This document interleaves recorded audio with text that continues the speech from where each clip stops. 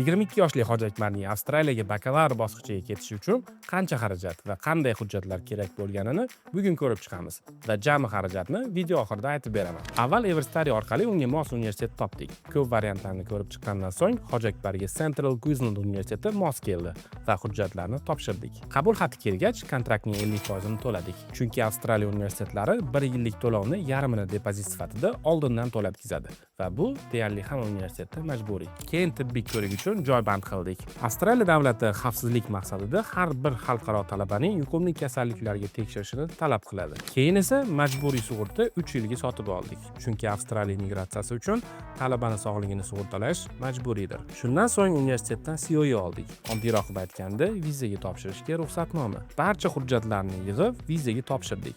Natijada 10-iyun kuni Hoji Akbar Avstraliyaga o'z talabalik vizasini qo'lga kiritdi.